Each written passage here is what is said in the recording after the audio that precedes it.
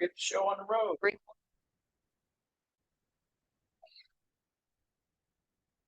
I see. I gotta fix this. Cut off the top of this. Okay, so let's see. We're gonna do 3 questions on this one. And I think it's 4 on the next one. He checks into the Monday, Wednesday night, that chicken dinner. I don't know. Oh, I've heard it. Why?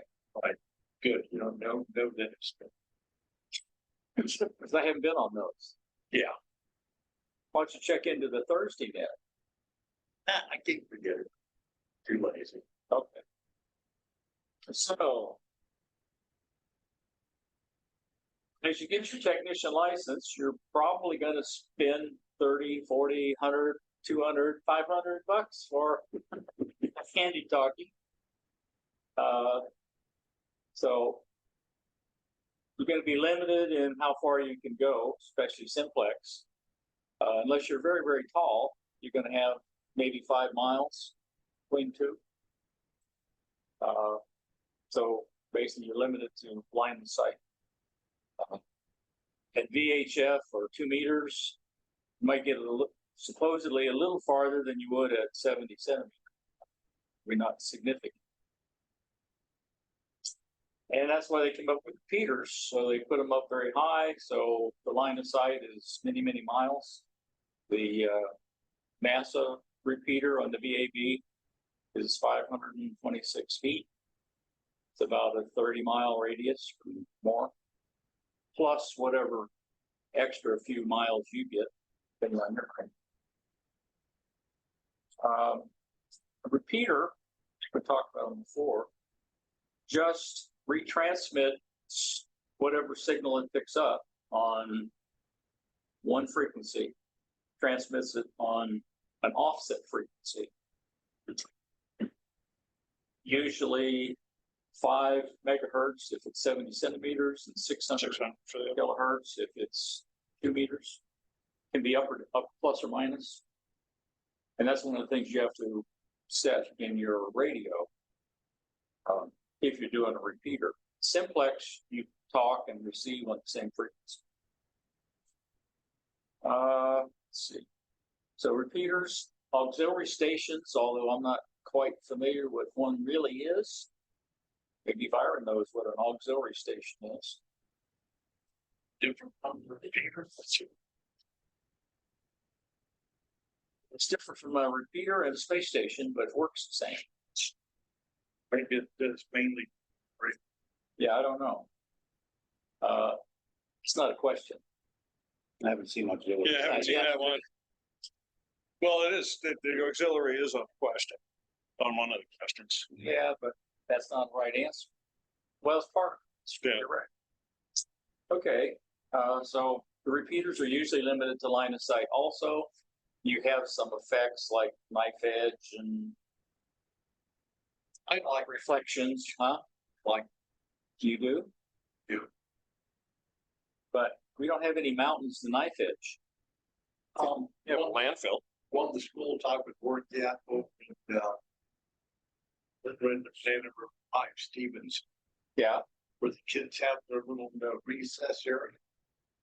It's opted off the repeater. And, I would know the right distance away from the building to get the right like that. Okay. Yeah, I guess you can do it on buildings. Yeah. Okay, so what type amateur stations simultaneously repeat on a different? Oh, really?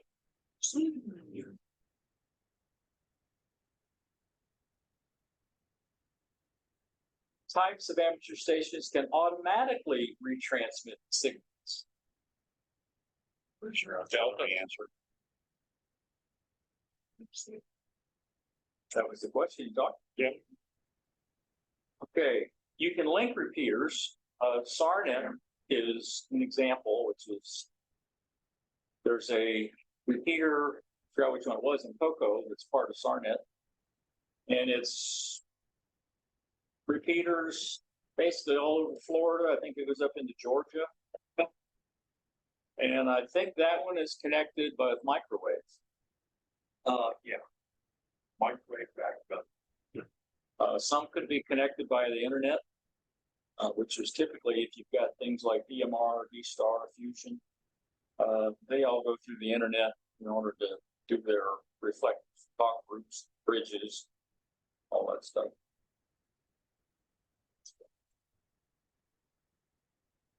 Yeah, SARNet was one of the few functional things, after we came Mike. And doing the paint.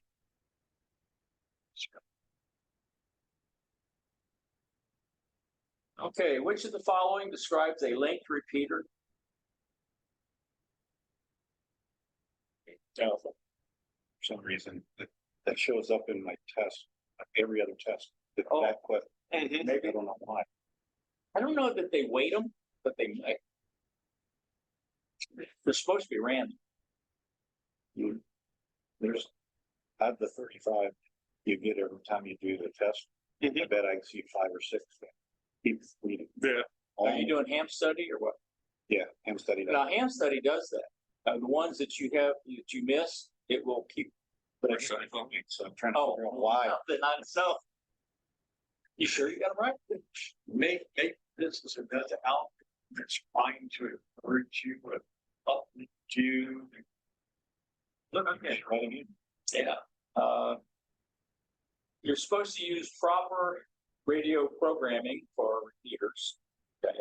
Which means you receive on the transmit frequency and transmit on the repeater's receive frequency with the offset we talked about, called the offset frequency. 600 kilohertz, 2 meters, 5 megahertz, 70 centimeters. I guess there's like anything, there's probably exceptions, but I haven't seen any in the repeater. No, I haven't seen you except for Boston. So is there a cheat sheet for finding repeaters nearby? There's the repeater book, which is online.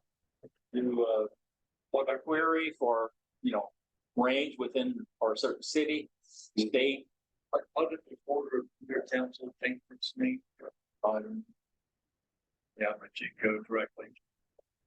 And so they got dissolved because they were bad boys, reconstituted.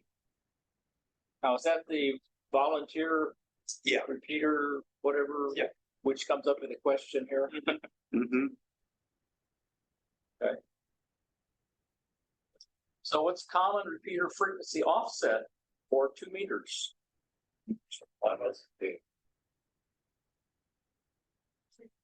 It's easier. you have to take an test multiple times, yeah. You're Yeah. thinking of 70%. Yes. Yeah. What's common repeater frequency offset in the 70 centimeter band? Yeah. Yeah. 5. 5, 6. Okay, repeater interference. They assign frequencies to repeaters, this council or group, whatever it's called. And since there's a limited number, okay, they try not to assign the same frequency to two repeaters that are within distance of one another, theoretically. However, sometimes because of propagation, you can have somebody on that frequency that's, well, I don't know about Georgia, but pretty far north of here. And it's Daytona, Edgewood, and stuff have got to the KSE. when the VHF, that thing is going on, we'll get people getting into the 3.7 down in Lauderdale. And they're on simplex sometimes. Actually, there's like a buffer zone for the cutting pages. You know, you have, and actually the 3.7 repeater was having enough interference problems that they gave it a different CTSC. That's one, a different town. And we still match a repeater on you know, down in Lauderdale, down. And, you know, that's only times here when they just, And there's not much you can do about it. It's Mother Nature. Yeah. Okay, so one of the things to control access to a repeater is you can set the CTCSS tone called the continuous tone coded squelch system, which is we call it suboptimal tone. It goes from 67 hertz to 257. So most people can't hear it. So unless you've got super hearing, talking to a repeater, you'll hear that tone in the back. There's a digital version of it called digital code voice.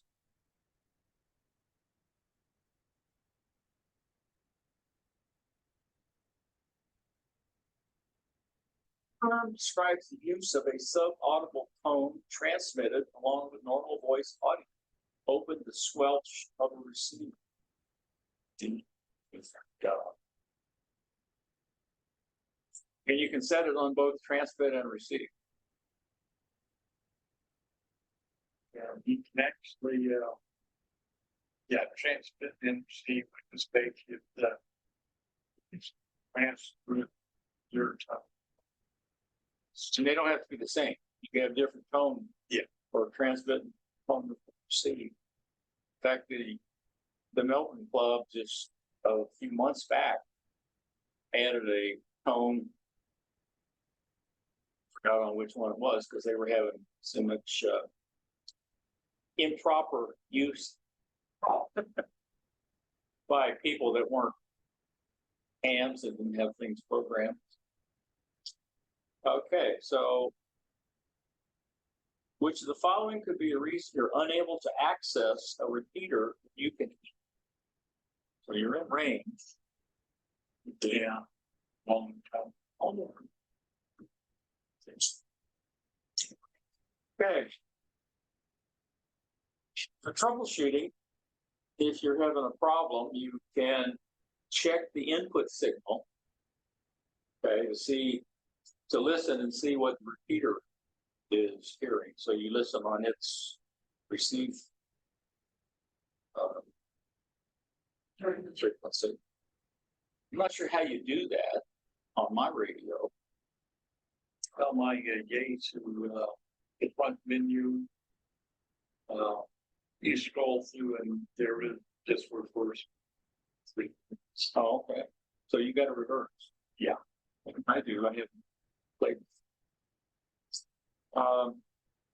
If you've got distorted transmissions, it's normally because you're either too loud or overmodulating, over deviating, FM, or you're just too close to the microphone. You should hold it a few inches away and talk across it. You know, it's very simple.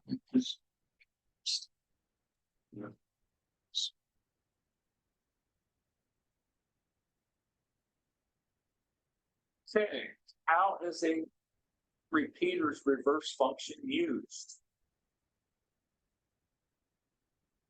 See. I didn't see that on any of the test ones. I haven't seen that one.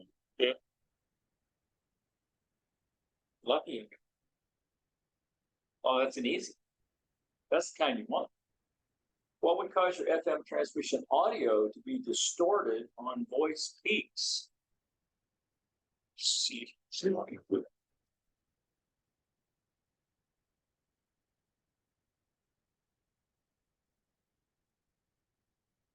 Yeah. I don't think you need to talk loud. Okay, to make contact, you give your call sign followed by monitoring or listening. Such as this is 3RDL monitoring, and then you listen to see if somebody comes. If you want to do a direct, what they call a directed call, where you know the other person's call sign, you would give their call sign followed by yours and wait for them to return. There's also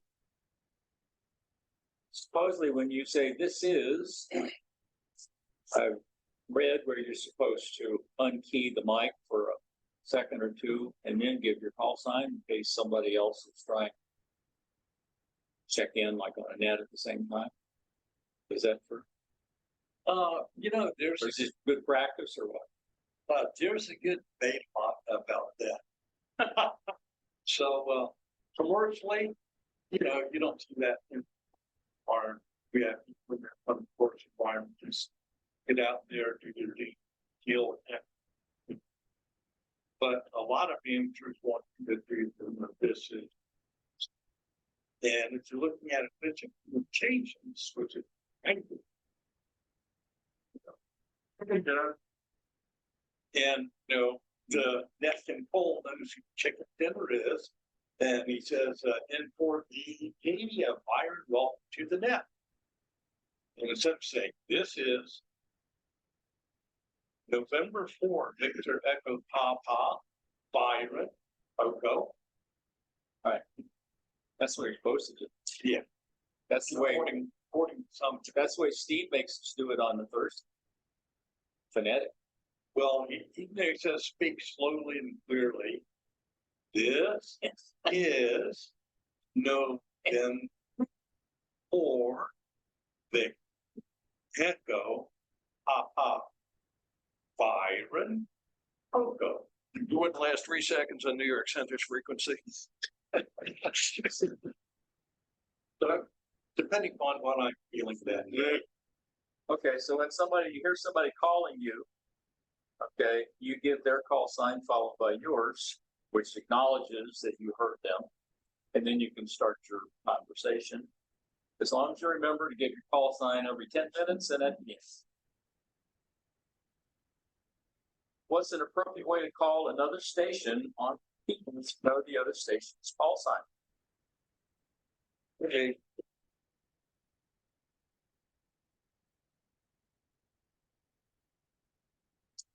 Which of the following indicates the station is listening on a repeater and looking? Listen, listen. Big B. Yeah, it should be your station. Right. Yeah, they need to reword that answer. The answer? Well, It says the thing. Which station? it's your station. You're the station licensee. It's, And Well- you're probably the control operator. But the wording of the question is that a station, not your station. So I think the wording of the question fits in with the wording of the answer. well, in context, And that's essentially the same as if you were an HF voice doing CQ, say monitor. Okay. In duplex or repeater mode, okay, they operate on different transmit receive frequencies. We talked about the offset. The KSC repeater, for instance, is 444.925. That's what you list. That's what it transmits on.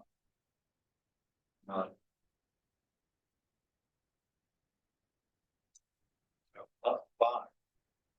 Yeah. 5 megahertz And offset. this 5 megahertz offset. In this case, it's a plus. If you're doing simplex, then run both on the same frequency. You're supposed to use it when you can to prevent tying up receiver channels around here. I don't think it makes much difference because I don't hear a lot of repeater activity. So you're not really tying them. There are a couple national calling channels. 2 meters, it's 146.520. It's in red for a reason. Yeah, because the other one's 145 on the test question. And the 70 centimeter one is 446 terajoules. You're supposed to use those to make a connection and then possibly go to a different simplex channel. So you don't tie up the calling So that would be equivalent to like channel 19 on CB radio. Yeah. Well, that's what I liked about Vertical. See, Uh-huh. there's a designated point. Right. Panel. And as soon as the contact is made, the software automatically shifts in the data increaser. So You set up what's your QSY off, there's, they call them slots. So you can say, I want to, be slot 3. So whenever you make a contact, it will automatically switch you to slot 3, whatever frequency that was. Which is kind of cool. And it does that to you and the Yeah. radio you're communicating with? Because you got a computer and phones. Right, right. It's one of those that we have some club members that really don't like the digital stuff when there's a computer involved. I love Analog and digital. because it's very, it's hard. It's whatever. Nothing fun. Those common frequencies that all radios have access to. These, yes. The military guard. And everybody has its own frequency. Well, these are all in the band. Okay, you have to program your radio. It may already be set up, but if not, you'd have to set the channels up. I can switch it to it in the car. No, Stick it up. you just select whatever channel you want to be on, and then if you want to switch, you're supposed to do a QSY to a different channel, and that tells the other person if you want to move. Yeah, you can set up, dozen or so channels in, big meter. Or 40. You'll have to get items. Like, sure. Now, if you've got a radio that's got a waterfall, then you'll be able to see, what's active on those other channels. That's the main purpose of the waterfall, is you don't have to scan around to listen, you can just see. And military and civilian are very similar because you have the 2 VHF radios and you just keep one on guard and you can switch back and forth between the two. Everybody has to monitor through it. Yeah, but well, you had UHF too with the military, right? VHF. Okay, so we got the national calling channels. What term describes an amateur station transmitting and receiving on the same frequency? Yes. Yeah, we always used to call that half duplex. Half duplex? Yeah. It's not full. Full duplex is you got two, you talk and receive at the same time. So, yeah, we used to use half duplex using old modems, had like the 300, 1200 baud modems. Why are simplex channels designated in the VHF UHF band plans? That'll help.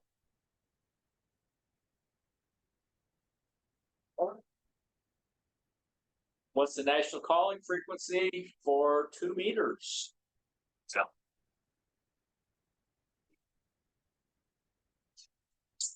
Making an HF contact. You're supposed to listen, see if there's anybody on that frequency. Obviously, you always need to make sure you're authorized for the frequency that you want to talk on. So it's got to be in, not only in the band, it's got to be on the band you have privileges operating. So in this case, as a technician, it would be 10 meters, where it's the only place you can do voice. And one thing I'd be mindful of is your local noise. I went up to Canaveral Net Seashore because I wanted some RF quiet. Turned on my radio and I was on 20 meters and I didn't even tune around. I heard 3 separate QSOs on the same frequency just because there was no noise. And they were unaware. So just because you're not hearing something doesn't mean you're not going to step in something. But the 100 watt I've watched that's usually not published. We haven't even. I'm an alligator stage. What? Okay, so you're supposed to ask if frequencies in use, and then you do a CQ. Normally it's 3 or 4 CQ, give your call sign. Some people give some more CQs. And then you listen to see if anybody replies. When people are in like contest mode, they don't seem to listen very long. It's CQ, CQ, CQ. And then do it again and again. To reply, it's just like on VHF, UHF, you give the calling station sign followed by yours. In the case of doing test transmissions, like you're checking out everything's working, or you're trying to tune your end, you're supposed to identify, even doing that, a lot of people just key the mic and see what the SWR is and tweak it if necessary. Can you give your call? Now, when you're doing stuff like the digital modes and tuning, you can't do that because you're not talking, you're not in. And if you do tune, it doesn't send your call. Radio check, Huh? radio check. Yeah, radio check. Signal check. First one of those I did was with the SAR repeater, and the guy told me I hold the mics close. What's the meaning of the procedural signal CQ? Delta. Calling any station. What should you do before calling CQ? What? Delta. Oh, yeah. Read all the answers. How should you respond to a station calling CQ?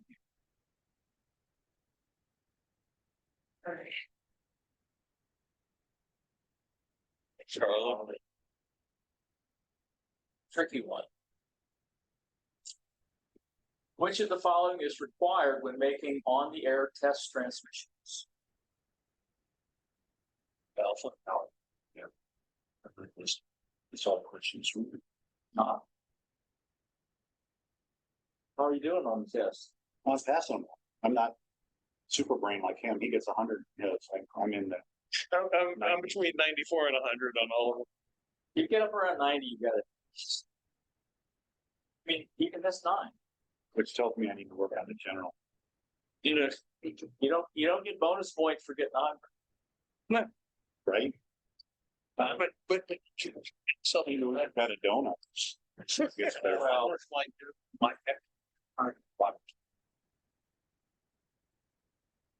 when you take all 3 in a row and you score perfect on all 3, then you got it right. there you go. But until then, highest score, lowest score buys the first round. Okay, Q signals. I guess these were developed back in the teletype, I think. To shorten things, that's where they came with a lot of these codes, like 73 and 74. I think there's an 80 that's used once in a while. So Q, because probably any words start with Q. I don't know why Q. Maybe Byron does. I'm not sure how the Q and the C and the C signal more color. And the Q signal were more searching force than one time.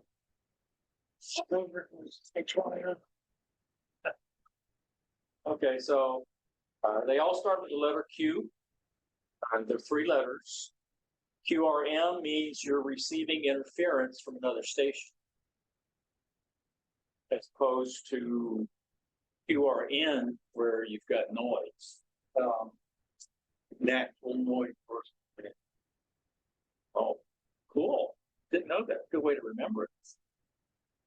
QSY means you want to change frequency.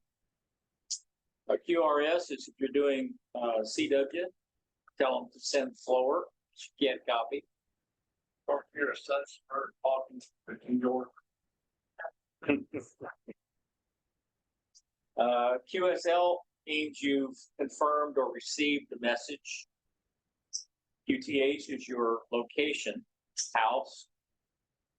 I always think H is your house. It's Q the house. And QRL is the frequency busy. So in CW, you would do a QRL before you get your CQ. So in practice, when you say new location, it's always the city. Well, you're, like Like if you're, Merritt Island. like if you're mobile, just announce the city you're in. Yeah, you'd say mobile and Yeah. Now, Q change is just locate, but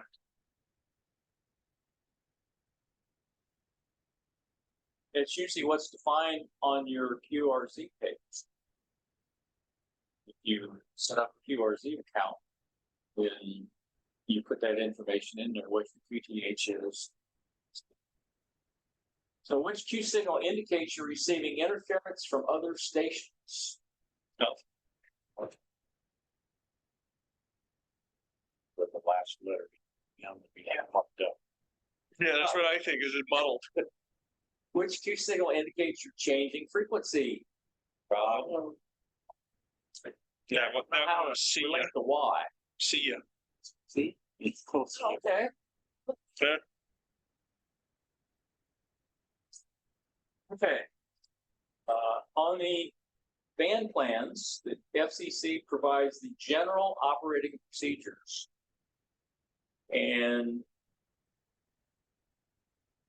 the band plans are developed to provide more detail than what the FCC's general procedures.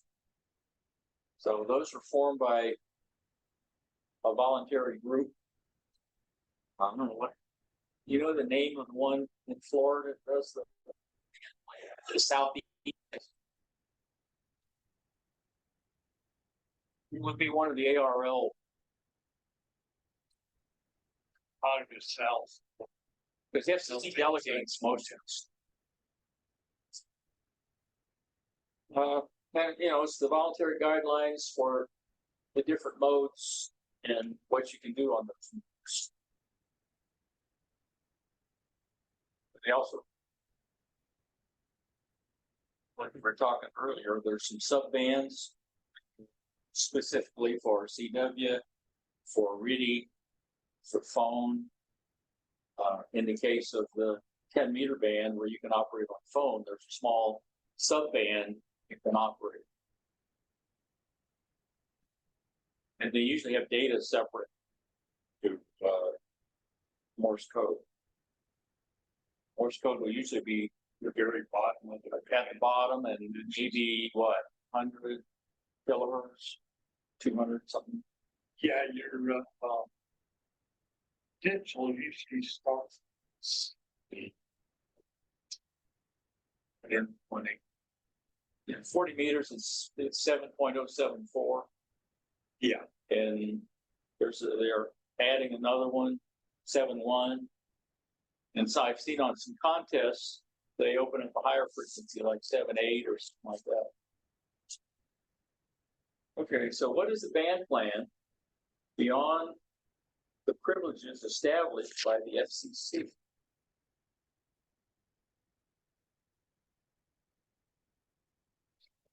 Alpha.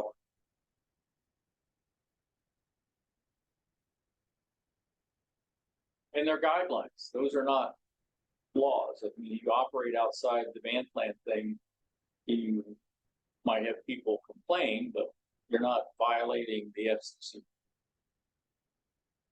Okay, the basic tenet of amateur radio is courteous operation. It's also supposed to be advancing the state of the art in radio communication. except 80 meters at. Yeah, it all goes downhill from there. 80 meters is, Yeah. This is where the older folks hang out. yeah, grumpy old guys. that thing, they own the frequencies. Yeah. If you're operating, turns out on the same frequency, you're supposed to negotiate how to continue the use. I guess you wind up with moves. Like they show up technical conversations, 80 meters early. Talking about 5, 8. The bunch of guys, talking about their, flex reviews and delivery software and they go into things like that. Which of the following applies when two stations transmitting on the same frequency interfere with each other? Alpha.